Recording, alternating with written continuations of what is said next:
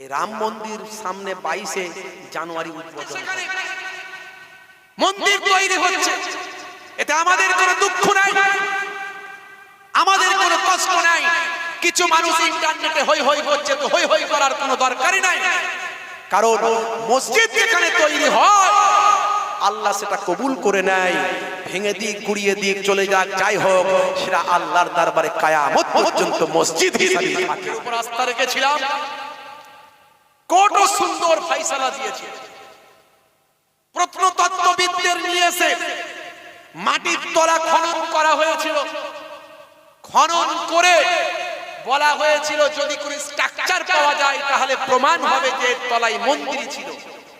কিন্তু কোর্ট যখন রায় দিল তখন বলল কোনো সেরকম স্ট্রাকচার পাওয়া যায়নি। কি গো, সেই নিয়ে অনেকে হইচই করছে।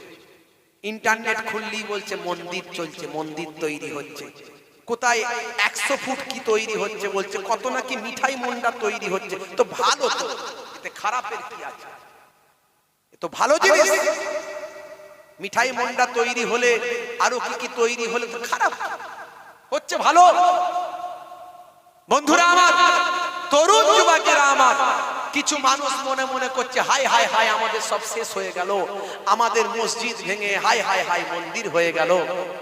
কিছু মানুষ মনে মনে করছে ভাই তুমি এত মসজিদের তোমার দরদ, তোমার গ্রামে যে মসজিদটা আছে সেই মসজিদে তুমি নামাজ পড়তে যাও তো ভাই, 5 ওয়াক্ত নামাজটা পড়ো। ওই মসজিদে যা হয়েছে সে ফয়সালা তো আল্লাহ করে দেবে। আর মসজিদ কোন জায়গায় যখন তৈরি হয় সেই মসজিদ ভেঙে দিক, গুড়িয়ে দিক, যাই করে দিক, আল্লাহর আরশে মসজিদ বলি কবুল হয়ে যায়। তাহলে মসজিদ ওখানে ছিল, আছে, থাকবে। দীর্ঘ 1528 খ্রিস্টাব্দে বাবরের সেনাপতি মীর বাকির পানিপথের যুদ্ধের পরে ইব্রাহিম লোদিকে পরাস্ত করে এই মসজিদটা তৈরি করেছিল। নাম বাবরের নামে বাবরি করেছিল।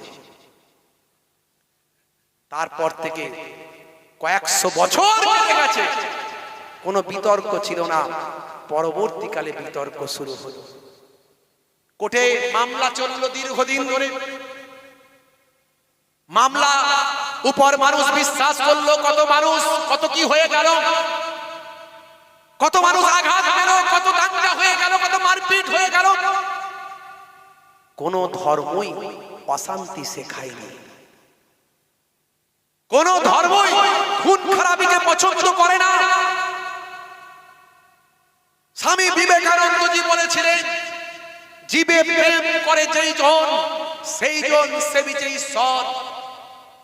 1450 বছর আগেও নবী আমার জানিয়ে দিয়ে গেছে, ইসলাম বলেছে লা ইয়ারহামুল্লাহু মান লা ইয়ারহামুন নাস, যে মনুষ্য জাতির উপর দয়া করে না মহান স্রষ্টা তার উপর দয়া করে না। আমরা কোর্টের উপর আস্থা রেখেছিলাম, কত সুন্দর ফয়সালা দিয়েছে। প্রত্নতত্ত্ববিদদের নিয়ে এসে মাটির তলা খনন করা হয়েছিল। খনন করে বলা হয়েছিল যদি কোনো স্ট্রাকচার পাওয়া যায় তাহলে প্রমাণ হবে যে তলায় মন্দির ছিল। কিন্তু কোর্ট যখন রায় দিল তখন বলল কোনো সেরকম স্ট্রাকচার পাওয়া যায়নি। লেটেস্ট রায় যখন দিয়েছিল তারা শেষে বলেছিল, কিন্তু ভারতবর্ষের অমুসলিম আমার হিন্দু ভাইদের আস্থা হলো অযোধ্যায় রামের জন্ম, তাই হিন্দু ভাইদের জন্য ওখানে মন্দিরটাই তৈরি হোক, আর মুসলমান ভাইদের জন্য 5 একর জমি দেওয়া হোক। অযোধ্যা থেকে আরো 25 কিলোমিটার দূরে সেখানে একটা এই অযোধ্যার মধ্যেই দেওয়া হোক যেখানে মসজিদ তৈরি হবে। আজকে সেখানে মন্দির তৈরি হচ্ছে, এতে আমাদের কোনো দুঃখ নাই, আমাদের কোনো কষ্ট নাই। কিছু মানুষ ইন্টারনেটে হই হই করছে, তো হই হই করার কোনো দরকারই নাই। কারণ মসজিদ যেখানে তৈরি হয় আল্লাহ সেটা কবুল করে নেয়। ভেঙে দিক, গুড়িয়ে দিক, চলে যাক, যাই হোক, সেটা আল্লাহর দরবারে কিয়ামত পর্যন্ত মসজিদ হিসেবে থাকবে না। কিন্তু আমার হিন্দু ভাইদের আবেগ যেখানে আছে, ভালোবাসা যেখানে আছে, আমরা ভারতবর্ষের মুসলমান, আমরা সম্প্রীতি ভালোবাসি, আমরা শান্তি পছন্দ করি। ইসলাম শান্তির কথা বলে, ইসলাম ভ্রাতৃত্বের কথা বলে, ইসলাম মানবিকতার কথা বলে। আমাদের যারা ভাই, পাশাপাশি ভাই, প্রতিবেশী ভাই, আমরা সংখ্যায় কম, তারা সংখ্যায় বেশি, তারা দাদা, আমরা ভাই, একে অপরে মিলেমিশে আমরা চলতে চাই। একসঙ্গে সকাল হলে চায়ের দোকানে চা খাই, একসঙ্গে কারবারে গিয়ে ব্যবসাটা করি ভাই। তো বাবরি মসজিদ আর মন্দির, রাম মন্দির নিয়ে লড়াই ঝগড়া আমাদের মাঝখানে থাকতে পারে না। তারা যখন আস্থাতে, আমরা জানি কোর্টের রায় এভিডেন্সে হয়, তবে যখন কোর্ট যখন যেটা ভালো বুঝেছেন, সুপ্রিম কোর্টকে আমরা সম্মান জানিয়ে বলেছি আপনারা যেটা ভালো বুঝেছেন সেটা করেছেন বা করুন। তারা যখন আস্থার রায় দিয়েছে, তারা মেনেছে, আমরাও মেনে নিতে বাধ্য হয়েছি। কিন্তু মসজিদ আল্লাহর আরশে ওই জায়গাতে কবুল হয়েছে, আজও আছে, আগামীতেও থাকবে, কিয়ামত পর্যন্ত থাকবে। বন্ধুরা আমার, কিন্তু কিছু মানুষ তারাই হায় হায় গেল গেল, হায় হায় হয়ে গেল, এই সব, এই কথা, এই কথা, সেই কথা, এসব কথা বলে কোনো লাভ নাই। ইসলাম শান্তির কথা বলে, সম্প্রীতির কথা বলে, ভ্রাতৃত্বের কথা বলে। আর যারা মনে মনে করছে বিশ্ব জয় করে ফেলেছি, আজকে আমরা এই করে ফেলছি, সেই করে ফেলছি, বিশ্ব জয় করে ফেলেছি, ও সব মনে করেও কিছু নাই। কারণ আমরা হিন্দু আর মুসলিম, মোরা দুই সহোদর ভাই, এক বৃন্তে দুটি কুসুম, এক ভারতে ঠাই।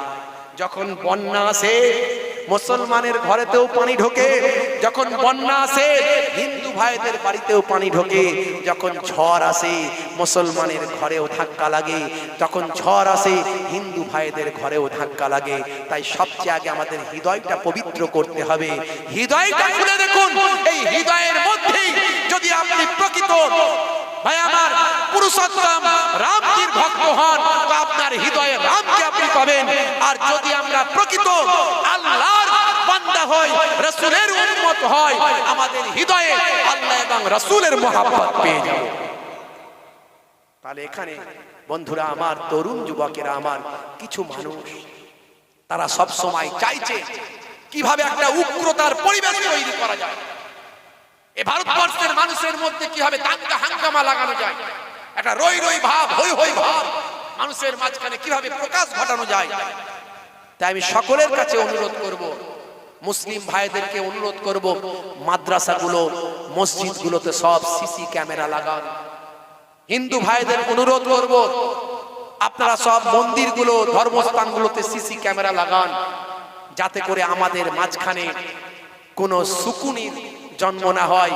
সেই সুকুনি যে মানুষের রক্ত খেতে চায়, সে চেষ্টা করবে কাউকে দিয়ে শুকরের গোশত মন্দিরে ফেলতে, আর গরুর গোশত মন্দিরে ফেলতে, আর শুকরের গোশত মসজিদে ফেলতে। এইভাবে ফেলে দিয়ে সে মানুষের রক্ত শুকুনি খেতে চায়, এটা যেন না পারে। কারণ ভারতবর্ষের সমস্ত মুসলমান শান্তিপ্রিয়, সমস্ত হিন্দু শান্তিপ্রিয়, সবাই শান্তি চায়। এক শ্রেণীর যারা কারবারি, ধর্ম নিয়ে কারবার করে, তারাই কেবল অশান্তি চায়। প্রকৃত যারা ধর্মগুরু, তারা কোন ধর্মকে কুটুকুটি করতে পারে ভাই? বলেন পারে? শ্রী রামকৃষ্ণ পরমহংসদেব কত সুন্দর কথা বলেছেন। তিনি বলেছেন, যত মত তত পথ, শান্তির কথা বলেছেন। ভাই আমার, দোস্ত আমার, বড় বড় অথার পণ্ডিতেরা বিভিন্ন ধর্মের সম্পর্কে কত সুন্দর সুন্দর উক্তি দিয়েছে। এক শ্রেণীর মানুষকে কোরআন সম্পর্কে ভুল বোঝানো হয়। কোরআন ও শান্তির কথা কত সুন্দর ভাবে বলেছে। কোরআন মাজিদ জানিয়ে দিয়েছে, লাকুম দীনুকুম ওয়ালিয়া দীন, তোমার ধর্ম তোমার দিন, তোমার ধর্ম তোমার কাছে, আমার ধর্ম আমার কাছে। অন্য জায়গায় আবার বলছে, লা ইকরা ফিদ্দীন, ধর্মে কোনো জবরদস্তি নাই, জোর করে ধর্ম পালন হয় না। কত সুন্দর কথা কোরআন বলেছে, কত সুন্দর কথা মনীষীরা বলেছে। কিন্তু এক শ্রেণীর ভণ্ড, যারা ভণ্ড বাবা, এক শ্রেণীর ভণ্ড কারবারি, তারা কিন্তু বারবার ভণ্ডামি করার চেষ্টা করে। আমি এই কথা আপনাদের মাঝখানে অনেক উদাহরণ আমার আছে, আমি সেই উদাহরণের দিকে যাচ্ছি। হে আমার বন্ধুরা, হে আমার মুরব্বিয়ানেরা, বারবার কিছু মানুষ হিন্দু মুসলমানের মধ্যে দাঙ্গা হাঙ্গামা লাগানোর জন্য বিভিন্ন বিভেদমূলক কথাবার্তা বলে থাকেন। হে তরুণ যুবকেরা, আপনারাই রিসেন্ট দেখেছেন দুইজন মুসলমানের নাম করে ভাই আমার রাম মন্দির উড়িয়ে দেবার কথা ইন্টারনেটে বলেছেন। হে জওয়ান যুবকেরা, পরবর্তীকালে হে জওয়ান যুবকেরা, ইউপির গোয়েন্দা পুলিশেরা তারা ইনকোয়ারি করে দেখছেন যে দুজন রাম মন্দির উড়িয়ে দেবার কথা বলেছিল, ধ্বংস করার কথা বলেছিল, তারা মোটেও মুসলমানের সন্তান নয়। হে তরুণ যুবকেরা, হে আমার মুরব্বিয়ানেরা, কারণ মনে রাখবেন যারা প্রকৃত মুসলমান তারা কখনো অপরাধ করতে পারে না, যারা প্রকৃত মুসলমান তারা কখনো অন্যায় করতে পারে না, যারা প্রকৃত মুসলমান তারা কখনো অপরের ধর্মে আঘাত করতে পারে না, অপরের ধর্মস্থানে আঘাত করতে পারে না। আর যারা প্রকৃত হিন্দু তারাও কিন্তু কখনো অন্য ধর্মের ভাই আমার ধর্মস্থানে আঘাত করতে পারে না। যারা প্রকৃত খ্রিস্টান তারাও কখনো অন্য ধর্মের ধর্মস্থানে আঘাত করতে পারে না, কারণ প্রত্যেকটা ধর্মই শান্তির কথা বলে, প্রত্যেকটা ধর্মই পরধর্মে সহিষ্ণুতার কথা বলে। হে তরুণ যুবকেরা, হে আমার মুরব্বিয়ানেরা, আগে মানুষ হতে হবে তারপর মুসলমান হবেন, আগে মানুষ হতে হবে তারপর হিন্দু হবেন, আগে মানুষ হতে হবে তারপর খ্রিস্টান হবেন, জৈন বৌদ্ধ হবেন। যদি আপনি মানুষ হতে না পারেন আপনি মুসলমান হতে পারলেন না। মানুষই তো হতে পারেন, কিসের মুসলমান? মুসলমান হলে কাউকে গালাগালি করতে পারবে না, পারবে? কাউকে গালাগালি করতে পারবে? আল মুসলিমু মান সালিমাল মুসলিমুনা মিন লিসানি ওয়া ইয়াদিহি, ওই ব্যক্তি মুসলমান হতে পারে না যার জবান দ্বারায় হাত দ্বারায় অপর ভাই কষ্ট পায়। কার কথা? বিশ্ব নবীর কথা। নবীজি বললেন, আমি জাহান্নামায় দেখতে পেলাম মেরাজে গিয়ে জাহান্নামায় জিভটাকে টেনে বের করে টাঙিয়ে দেওয়া হয়েছে, জাহান্নামার আগুনে পোড়ানো হচ্ছে। এই মহিলাগুলোকে আমি জিজ্ঞাসা করলাম এরা কারা? বলে যাদের জবান দিয়ে, যাদের মুখ দিয়ে, জিহ্বা দিয়ে অপর মহিলাদের অপরদের এমন কড়া কড়া কথা বলতো যার দ্বারায় তারা অতিষ্ঠ হয়ে উঠতো। আমার আল্লাহ ওই সমস্ত মহিলাদেরকে শাস্তি দিচ্ছে। হে তরুণ যুবকেরা, যে সমস্ত মহিলারা অবৈধভাবে যৌন ক্রিয়াকর্মে লিপ্ত, অবৈধভাবে তারা যৌনতা মানুষের কাছে প্রকাশ করে, যারা রাস্তাঘাটে স্বল্প পোশাক পরে নিজেদের শরীরের ভাই আমার অংশকে মানুষের কাছে খোলা মেলার চেষ্টা করে, যে সমস্ত মহিলারা হে তরুণ যুবকেরা নায়িকা গায়িকাদের মতো পোশাক পরে পুরুষ মানুষের কাছে নিজেদের বহিঃপ্রকাশ করানোর চেষ্টা করে, পুরুষ মানুষদের কাছে নিজেদের আকর্ষণ করে তোলার চেষ্টা করে, স্বল্প পোশাক পরিহিতা, পাতলা পোশাক পরিহিতা, নিজেদের শরীরের অঙ্গ প্রত্যঙ্গ প্রদর্শন করা মহিলারা, এই সমস্ত মহিলারা যারা ছিল, হে তরুণ যুবকেরা, আল্লাহর নবী বলেন আমি জিজ্ঞাসা করলাম ওই মহিলারা কারা? যাদের বক্ষাদেশ, যাদের বুকের উপর শিক দিয়ে টেনে জাহান্নামের আগুনে টাঙিয়ে দেওয়া হয়েছে, তাদের সারা শরীরটাকে জ্বালিয়ে দেওয়া হচ্ছে, যাদের বুকেতে শিক দিয়ে টাঙিয়ে দেওয়া হয়েছে। ফারিস্তা সেই সময় বলেছিলেন এই মহিলাগুলো সমাজের বুকে মানুষের মাঝখানে নিজেদের যৌনাঙ্গকে প্রকাশ করার চেষ্টা করত, নিজেদের শরীরকে হায়া শরম লজ্জাকে সরিয়ে দিয়ে নিজেদের শরীরকে বহিঃপ্রকাশ ঘটানোর চেষ্টা করতাম, নিজেদের শরীরকে উন্মুক্ত করার চেষ্টা করতাম, নিজেরা ব্যভিচারে অন্যায় অপরাধে লিপ্ত ছিল, অশ্লীলতার মধ্যে লিপ্ত ছিল। ইয়া রাসূলুল্লাহ, হাবিবাল্লাহ, ওই শ্রেণীর মহিলাদের এইভাবে জাহান্নামের আগুনে শাস্তি দেওয়া হচ্ছে। হে তরুণ যুবকেরা, হে আমার মুরব্বিয়ানেরা, শুনে রেখে দিন বাবা, জেনে রেখে দেন। হে মুসলমান একটুখানি লক্ষ্য করুন, হে জওয়ান যুবকেরা, আরো তিন ধরনের মহিলা ছিল। তার মধ্যে একটা হলো যারা অপবিত্র অবস্থায় থাকত, হায়েজ নেফাস থেকে তারা পবিত্র হতো না। যখন হায়েজ কমপ্লিট হয়ে যেত, নেফাস যখন কমপ্লিট হয়ে যেত, ঋতুকালীন সময় যখন তাদের পরিপূর্ণ হয়ে যেত, সময় যখন পার হয়ে যেত, যখন তাদের জন্য গোসল করা ফরজ হয়ে যেত, তখন তারা গোসল করতো না, তারা অপবিত্র নাপাক অবস্থায় তারা থাকতো। এইভাবে স্বামীর সঙ্গে তারা রাত কাটাতো, স্বামীর সঙ্গে জীবন যাপন করতো। হে তরুণ যুবকেরা, তারা পবিত্র হতো না, নাপাকি থেকে পাক হতো না। আবার ফরজ গোসল যদি প্রয়োজন হয়, ফরজ গোসল তো করতে তারা অবহেলা করত।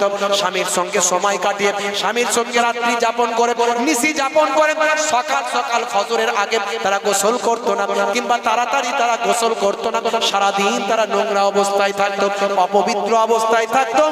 এই শ্রেণীর অপবিত্র মহিলাদেরকে জাহান্নামের আগুনে শাস্তি দেওয়া হচ্ছে। এ তরুণ যুবকেরা, এ আমার মুরব্বিয়ারা, শুনে রেখে দিন বাবা, জেনে রেখে দেন। আর এক শ্রেণীর মহিলা যারা পরনিন্দা করত, আজকে এর কথা কালকে ওর কথা, পুকুরের পাড়ে দাঁড়িয়ে দাঁড়িয়ে কি বল, অমুকের বউ এই করেছে, তমুকের বউ এই করেছে, এই ছেলে ওই করেছে, ওই অমুক মেয়ে এই করেছে, সে পালিয়ে গেছে, সে অমুকের সঙ্গে অমুক করেছে। এইভাবে পরনিন্দা করায় তারা অভ্যস্ত। এরকম পরনিন্দা চগলখড়ি করতে যারা পছন্দ করে, আল্লাহর নবী বলেন, তুমি কি তোমার মরা ভাইয়ের গোশত খেতে পছন্দ করো? যদি তুমি তোমার মরা ভাইয়ের গোশত খেতে পছন্দ করো, মনে রাখবে যে বান্দা চগলখড়ি করবে, যে বান্দা পরনিন্দা করবে, সে তার মরা ভাইয়ের গোশত খেল। অন্য জায়গায় আবার বলা হয়েছে, আল গীবাতু আসাদ্দু মিনাজ জিনা, গীবত করা জেনার থেকে, ব্যভিচার করার থেকে আরো বড় মহাপাপ। বুকে হাত দিয়ে বলুন তো, গীবত করেন কিনা? শুধু মহিলারা নয়, পুরুষরাও করে কি করে না? চায়ের দোকানে বসে বসে এ খারাপ, সে খারাপ, ও খারাপ, অমুক হয়ে যায়, তমুক হয়ে যায়। যে কথা বলতে গিয়ে এত দূর চলে এসেছিলাম, এটুকু বলেই শেষ করে দেব। ওই মহিলা বলল, হুজুর আমি কোনো পাখি নয়, আমি কোনো চিড়িয়া নয়, আপনি শুধু বলবেন এই চিড়িয়া মার যা, বলার সঙ্গে সঙ্গে মারা যাব। এই চিড়িয়া জিন্দা হোক আর উড় যা, বলার সঙ্গে সঙ্গে উড়ে যাব। না না না না, আমি কোনো পাখি নাই, এত মেজাজ দিয়ে আমাকে ডাকার দরকার না, এইভাবে আমার সঙ্গে কথা বলার দরকার নাই।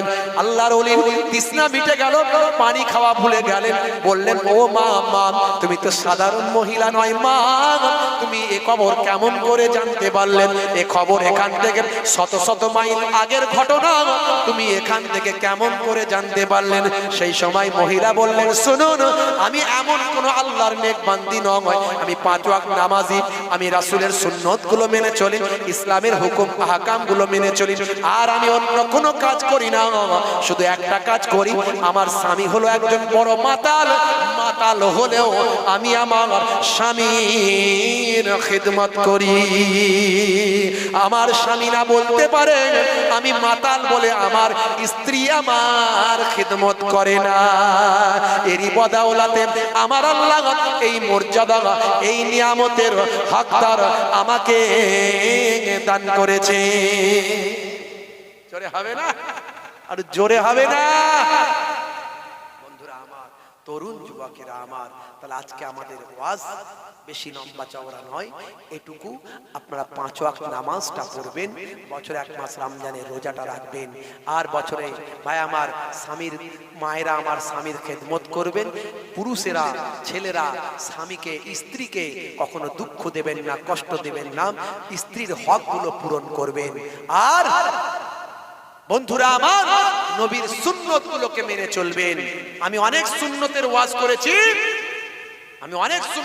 করেছি, নামাজ যেমন আপনার জন্য কম্পালসারি, আল্লাহর ফরজ হিসাবে, নামাজ ছেড়ে দিয়ে আপনি কখনো জান্নাতে যেতে পারবেন না, তেমন যতগুলো সুন্নত আছে তার মধ্যে সবচেয়ে বড় সুন্নত হলো মুখের দাড়ি রাখা। মুখের দাড়ি রাখা, এই দাড়িগুলোর মধ্যে, এই দাড়িটা কেন মনে রাখবেন, যত সুন্নত আছে সবচেয়ে বড় সুন্নত হলো মুখের দাড়ি। দাড়ির কথা এই জন্য বলছি, হে যুবকেরা, আজকে তো দাড়ি ফ্যাশন হয়েছে, ফ্যাশন। দাড়ি এখন সৌন্দর্যের প্রতীক। এখন বিরাট কোহলি দাড়ি রাখছে, হরভজন সিং দাড়ি রাখছে, লিওনেল মেসি দাড়ি রাখছে। তোমার দাড়ি রাখতে লজ্জা কিসের? নেতা মন্ত্রীরা দাড়ি ফাড়ি রেখেই তো জেলখানায় ঢুকে যাচ্ছে, তোমার দাড়ি রাখতে লজ্জা কিসের? মুখের দাড়িটা নেতা মন্ত্রী আর খেলোয়াড় প্লেয়াররা রেখেছে বলে নয়, নবীর সুন্নত মনে করে রাখো। ছোট হোক আর বড় হোক, নবীর সুন্নত মনে করে রাখো। মুনকার নাকির ফেরেশতা যখন কবরে যাবে, তুমি যখন কবরে ঢুকবে, মুনকার নাকির ফেরেশতা যখন দেখতে পাবে, বলবে মান রব্বুকা, দেখতে পাবে মুখে দাড়ির দেখা, ওই দাড়িটাই হবে সে সময় নাজাতের জারিয়া। জোরে হবে না? যাদের ভিতরে সুন্নত পাওয়া যায়, তারা কেউ পথহারা হয় না। রাসূলের পথে যারা চলে দুনিয়ায়, বাতিলের বাধা তারা মানে না। যাদের ভিতর সুন্নত পাওয়া যায়, তারা কেউ পথহারা হয় না। রাসূলের পথে যারা চলে দুনিয়ায়, বাতিলের বাধা তারা মানে না। নিশীথ রজনীতে সেজদাতে যায়, হুসাইন তাদের নিয়ে ভাবনাতে রয়। নিশীথ রজনীতে সেজদাতে যায়, হুসাইন তাদের নিয়ে ভাবনাতে রয়। বিপদের মাঝে তারা, বিপদের মাঝে তারা যতই পড়ুক, বিপদের মাঝে তারা যতই পড়ুক, রাসূলের তরিকা ছাড়ে না। যাদের ভিতরে সুন্নত পাওয়া যায়, তারা কেউ পথহারা হয় না। রাসূলের পথে যারা চলে দুনিয়ায়, বাতিলের বাধা তারা মানে না। আল্লাহুম্মা সাল্লি আলা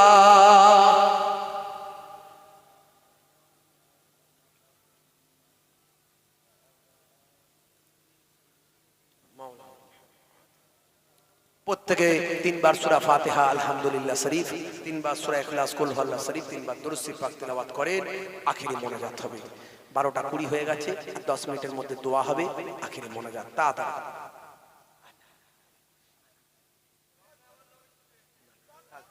ও আগে তো বলেছি, বল। ও আগে বলে দিয়েছি।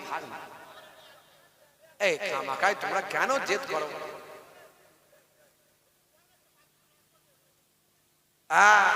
ঠিক বলেছে, ঠিক বলেছে, একদম ঠিক বলেছে।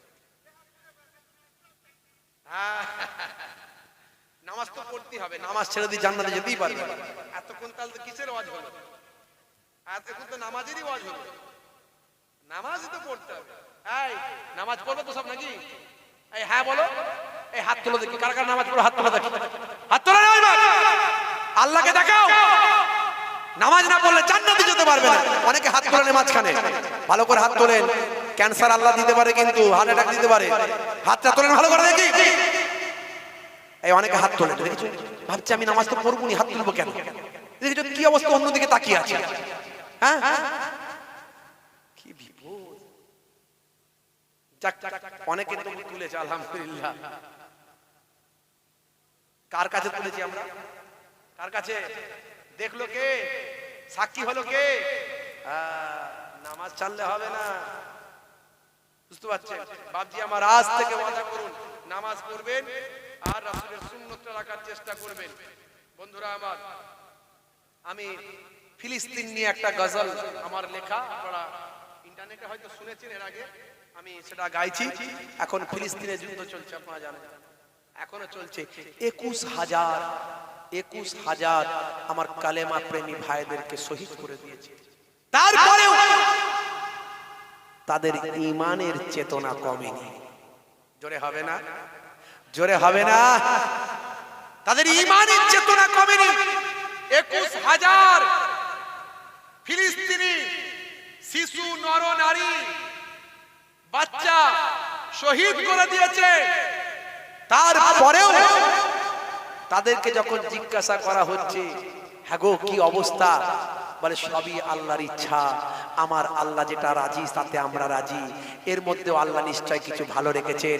আল্লাহ আছেন, আল্লাহ হিসাব নেবেন। আল্লাহর দরবারে আমরা সুপ্রত করছি, এর বিচার আল্লাহ করবে। বড় বড় বিখ্যাত বিখ্যাত ব্যক্তিরা বলে এরা এখনো আল্লাহর উপর ভরসা রেখেছে। এদের ঈমানের তেজ কত! জোরে হবে না? ভাইরা আমার, তরুণ যুবকেরা আমার, আমেরিকার একজন টিকটকার, যিনি টিকটক করতেন, একজন মহিলা, তার নাম হচ্ছে মেগান রাইস। মেগান রাইস তিনি বায়াবার ফিলিস্তিনের এই ঘটনা নিয়ে তিনি ভিডিও করতেন। তিনি ফিলিস্তিনের পক্ষে কথা বলতেন। লোকে জিজ্ঞাসা করেছে, আপনি ফিলিস্তিনের পক্ষে কথা বলছেন কেন? তখন তিনি বললেন, ফিলিস্তিনিদের ঈমানের চেতনা আমাকে উদ্বুদ্ধ করেছে। তাদের মধ্যে কি এক অলৌকিক পাওয়ার আছে, যার কারণে তারা প্রত্যেকদিন শত শত মুসলমান শহীদ হচ্ছে, তারপরও তারা বলছে আমরা আল্লাহর উপর বিশ্বাস রেখেছি। জোরে হবে না? এটা আমাকে উদ্বুদ্ধ করেছে।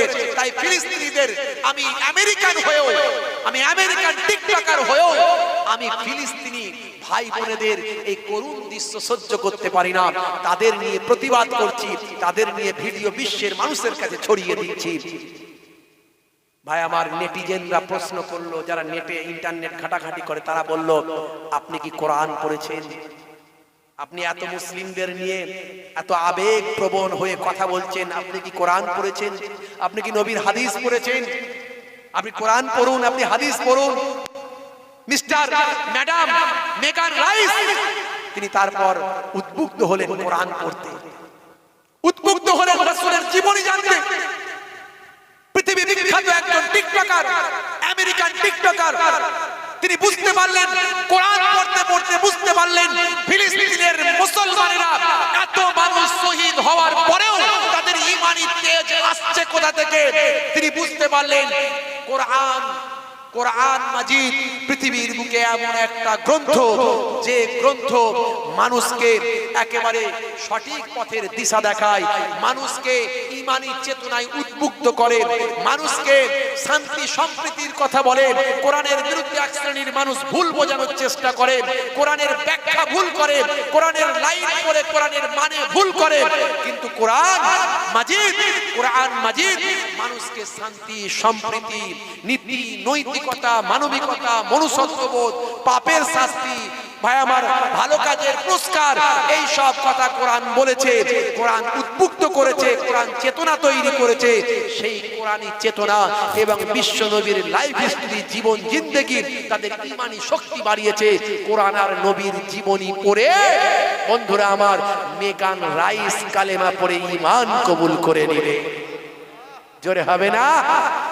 জোরে হবে না? আজকে আমরা ফিলিস্তিনি মুসলমানদের জন্য কিছুই করতে পারি না, আমাদের করা সম্ভব নয়, কিন্তু আমরা তাদের জন্য একটা জিনিস করতে পারি, সেটা হলো আমরা 5 ওয়াক্ত নামাজে ওই সমস্ত ভাই বোনদের জন্য আমরা দোয়া চাইতে পারি। তাদের উপর আল্লাহ গায়েবী মাদাদ দান করেন, এই দোয়া চাইতে পারি। ফেরেশতা দিয়ে সাহায্য করেন, এই দোয়া চাইতে পারি। আল্লাহ যারা শহীদ হয়েছে তাদের শাহাদাতের মর্যাদা দেন, এই দোয়া চাইতে পারি। আর জালেমরা যারা অনাব্রত জুলুম করে যাচ্ছে, তারা যেন বিশ্বের মানুষের কাছে ঘৃণিত হয়, যেমন হচ্ছে আজকে ইসরায়েলকে বিশ্বের মানুষ ঘৃণা করছে, তারা যেন ঘৃণিত হয়, লাঞ্ছিত হয়, অপমানিত হয়, এবং ইসরায়েল আল্লাহ যেন তাদের ধ্বংস করে দেয়, এই দোয়া আমরা চাইতে পারি। আজকে ফিলিস্তিনি ভাই বোনগুলো আমাদের কাছে এটুকুই আশা করে। তাই তারা কি বলছে আমি আমার কলমে তুলে ধরেছি। একটু ভাঙাচোরা কবি তো, মাঝে মাঝে একটু সময় পেলে আমি একটু লেখার চেষ্টা করি, বুঝতে পারছেন? বাপেরা আমার, তরুণ যুবকেরা আমার, মুরব্বিয়ানেরা আমার, একটুখানি কলম ধরার চেষ্টা করি। কিন্তু এই আমি যতই লিখি আর যত কিছুই করি, আমার এই ইউটিউবার ভাইয়েরা আছে, আমার খুব ভালোবাসি আমি এদের, এরা পরের দিনই দেখবো ছেড়ে দিয়েছে মানুষের কাছে, আমাকে 2-4 দিন বলতে দেবে না, তার আগে মানুষের কাছে ওরাই পৌঁছে দেবে, বুঝতে পারছেন? কি বিপদ বলেন দেখিনি। मैं ही तो फिलिस्तीन हूँ, तुम मुझको बचा लो ना, जालिम जुल्म करे रखते दे बये बन्ना। ফিলিস্তিনি নরনারীরা আমাদের দিকে এ কথা বলছে। কি বলছে আমি আমার ভাঙাচোরা কলমে একটু তুলে ধরেছি। मैं ही तो फिलिस्तीन हूँ, तुम मुझको बचा लो ना, जालिम जुल्म करे रखते थे बये बन्ना, मस्जिदे अक्सा तो सुदू तो अमरना, কিবলা তো মুসলমানের তবে একলা কেন আমরা, মসজিদে আকসা তো শুধু তো আমার নাম, কিবলা তো মুসলমানের তবে একলা কেন আমরা, জালিম ইসরাইল বোমা ঘরে ফেলে, ফুলের মতো শিশু পিতার কোলে মরে। মায়ের কোলে কন্যা মারা যাচ্ছে, বাপের কোলে পুত্র মারা যাচ্ছে, ছোট্ট ছোট্ট ফুলের মতো বাচ্চারা। জালিম ইসরাইল বোমা ঘরে ফেলে, ফুলের মতো শিশু পিতার কোলে মরে। মোদের মা বেটিকে 75 বছর ধরে ইজ্জত তাদের লুটে, জালিম যখন চাইবে মোদের মা বেটিকে 75 বছর ধরে ইজ্জত তাদের লুটে, জালিম যখন চাইবে। উঠনা भी तुम्हें होगा, जगना भी तुम्हें होगा, लड़ना भी तुम्हें होगा, रुकना भी तुम्हें होगा। उठना भी तुम्हें होगा, जगना भी तुम्हें होगा, रुकना भी तुम्हें होगा, लड़ना भी तुम्हें होगा। 1948 সালটার আগেতে ইসরাইল নামে কোনো দেশ ছিল না মানচিত্রে। খুলে দেখুন, যারা ইসরাইল নিয়ে লাপাচ্ছেন তারা খুলে দেখুন, সারা বিশ্বে মুসলমানেরা একটা এমন একটা জাতি যারা কিন্তু সব সময় অত্যাচার জুলুম সহ্য করেই যাচ্ছে, আমাদের সবকিছু নিয়ে নিচ্ছে, আমরা কিন্তু সবর করছি। এই আদর্শ কার? এই আদর্শ হলো আমার দয়ার নবীর। কিন্তু পরক্ষণে মানুষ, লক্ষ লক্ষ মানুষ আমার ইসলামকে আপন করে নিচ্ছে। যারা আমার সবকিছু নিয়ে নিয়েছিল তারা একদিন আমার কালেমা পড়ে, আমার নবীর কালেমা পড়ে আমাকে ভাই বলে বুকে টেনে নিচ্ছে। তার প্রমাণকে কেসিয়াস কেলে, টাইসন, হ্যানুম্যান, গ্যারি মিলার, জেনিফার, ইলিমা দিমাত্রিয়াঙ্কো, গোল্ড ডেভিড, মিস্টার ব্রেইন, এরকম হাজারো হাজারো মানুষ প্রতিনিয়ত তারা নিজেদের বিবেককে, বুদ্ধিকে, চেতনাকে উদ্বুদ্ধ করছে। ভাই আমার, বাবরি মসজিদে যিনি প্রথম ভাই আমার কুরুল চালিয়েছিলেন বলবীর সিং, সেই বলবীর সিং ইন্টারনেটে সার্চ করবেন, তার নাম রেখেছেন আমের, তার নাম হলো বর্তমানে আমের। তিনি বাংলাদেশে বক্তৃতায় দিতে গিয়ে, বাংলাদেশে গিয়ে তিনি তার লাইফ হিস্ট্রি বলতে বলতে কেঁদেছেন। তিনি বলেছেন, আমি মসজিদ ভেঙেছি, এখন আমি শত শত মসজিদ তৈরি করছি। জোরে হবে না? 1948 সালটার আগেতে ইসরাইল নামে কোন দেশ ছিল না মানচিত্রে। জার্মানি নাৎসিদের কাছে ইহুদিরা মার খেয়ে আসে সরল ফিলিস্তিনে। ইতিহাস দেখুন, পেয়ে যাবেন। জার্মানি নাৎসিদের কাছে ইহুদিরা মার খেয়ে আসে সরল ফিলিস্তিনে। মসজিদে আকসা কো কবজা भी वही ने क्या, फिलिस्तीनी को कब्जा भी वही ने क्या। मैं ही तो फिलिस्तीन हूँ, तुम मुझको बचा लो ना, जालिम जुल्म करे रखते थे बहे बन्ना। मैं ही तो फिलिस्तीन हूँ, तुम मुझको बचा लो ना, जालिम जुल्म करे रखते थे बहे बन्ना। ধ্বংস হয়ে যায়, ধ্বংস হয়ে যায় পৃথিবীর সব বইয়ের দোকান, তবু বিশ্ব থেকে হারাবে না পবিত্র কোরআন। জোরে হবে না? এদিককার মানুষেরা আওয়াজটা কম দিচ্ছে, সামনের কটা ছেলে একটু আওয়াজ তবু দিচ্ছে বলে মজলিসটা একটু মানাচ্ছে। আচ্ছা ভাই, যে মজলিসকে সুন্দর করবে আল্লাহ তাকে দুনিয়া আখেরাতে সুন্দর করবে না করবে না? এটা জান্নাতের বাগান, আওয়াজ জোরে দিলে অসুবিধা আছে? যেমন অসুবিধা আছে, মুখের মাফলার গুলোকে খুলে দিয়ে আজকে যদি আওয়াজ দিই, হতে পারে আমার আল্লাহ কবুল করে নিতে পারেন। স্লোগানটা আমার দিচ্ছেন, আমার বাপ দাদু নানার দিচ্ছেন না আল্লাহ দিচ্ছেন? কার? যেরকম কার? যদি আগুন লেগে ধ্বংস হয়ে যায় পৃথিবীর সব বইয়ের দোকান, তবু বিশ্ব থেকে হারাবে না পবিত্র কোরআন। এদিক থেকে জোরে দিন, একটু জোরে হবে না? আর জোরে এদিক থেকে হবে না? করবে কেমন করে কোরআন ধ্বংস আগুনের তেজ, করবে কেমন করে কোরআন ধ্বংস আগুনের তেজ, আছে বিশ্বে ভরা অগণিত কোরআনে হাফেজ। তারা ছাপি আসমানি গ্রন্থ, তারা ছাপি আসমানি গ্রন্থ, বাঁচাবে ইসলামের সম্মান, তবু বিশ্ব থেকে হারাবে না পবিত্র কোরআন। জোরে হবে না?